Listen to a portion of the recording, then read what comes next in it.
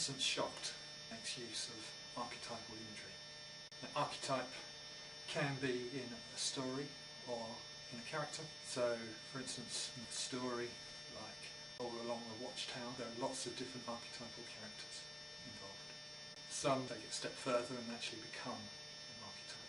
Adamant or David Bowie or Lady Gaga. Also, archetype can be used to create some sort of imagery.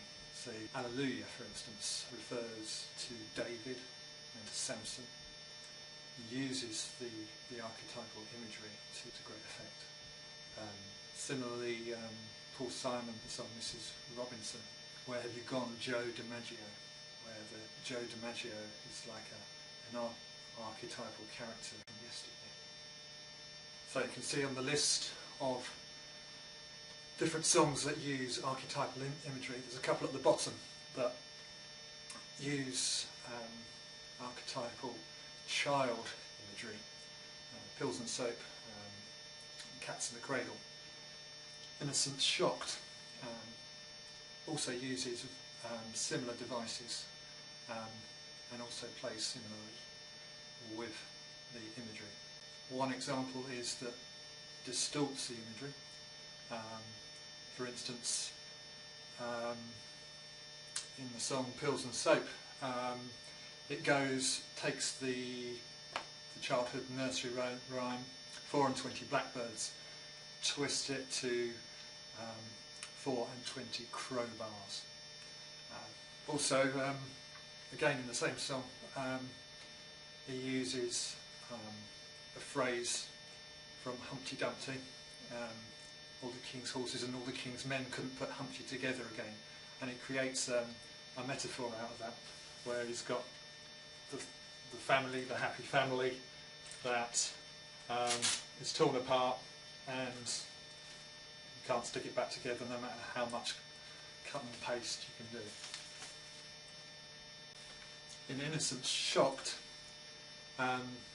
similar sort of devices are used, so metaphorically mixing that imagery with the archetypal character, the crooked man from There Was a Crooked Man and There Was in a Crooked House nursery rhyme, and using that, mixing that with crooked man's fantasy, so you've got this imagery of childhood, but at the same time you've got imagery of this crooked man, maybe a paedophile, having their fantasy. Uses distortion in Innocence Shocked as well.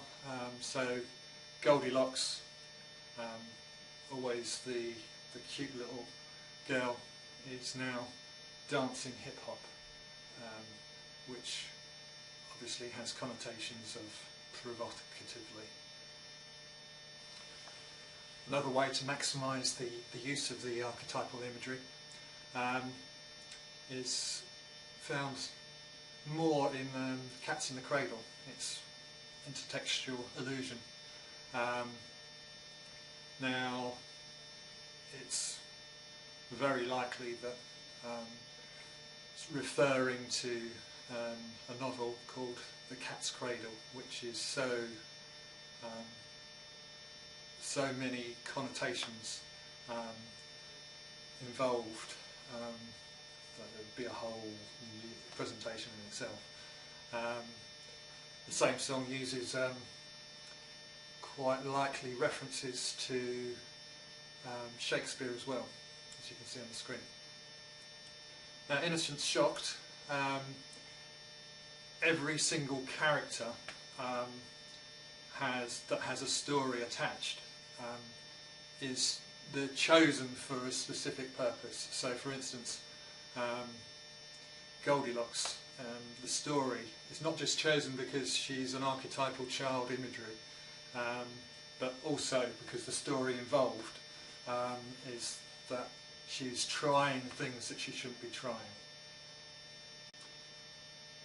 And also nursery rhymes that have gory histories. They're referred to for their intertextual allusions. like Mary Mary and Jack and Jill are supposed to refer to people losing their heads. So the imagery there is that the over-sexualisation of children can cause people to lose their mental health as they get older. Pills and Soap uses sort of different features to try and get a creepy feeling, something's wrong. So you got that tectonic feeling and dissonance and that sort of stuff. Similarly in Innocence Lost, you've got almost like a Danny Elfman, composer for Tim Burton films. You've got a juxtaposition of a sort of like almost a lullaby feeling, 1, 2, 3, but you've got the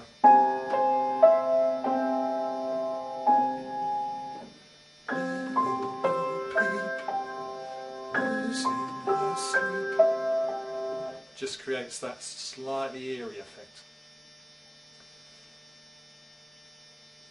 Similarly, Cats in the Cradle uses musical signification very effectively, but nothing like this. Uses just a plain verse chorus which just fits well. The story unfolds, time goes on, the cycle continues, and it goes on to the generation. It's the whole theme of Cats in the Cradle is this goes on forever. You can't break the cycle. And Innocence Shocked uses something totally different, but it's all about how you use your music to suit the words. And so you take Innocence Shocked, you've got a different view in the chorus to what you would have in the verse. So yeah, so Innocence Shocked uses the variation of chorus, verse, bridge, pre-chorus, just to get different viewpoints across. So we've heard the verse, that's quite a little eerie, but then you've got the chorus where it's like longing to be, longing for how it should be. So it's all completeness. So we've got wanted and admired, loved and desired for who I am. So again, it's the cadences that are simple, expected, nothing out of the ordinary. So again, the principle, using the music to integrate the message integrating with the music.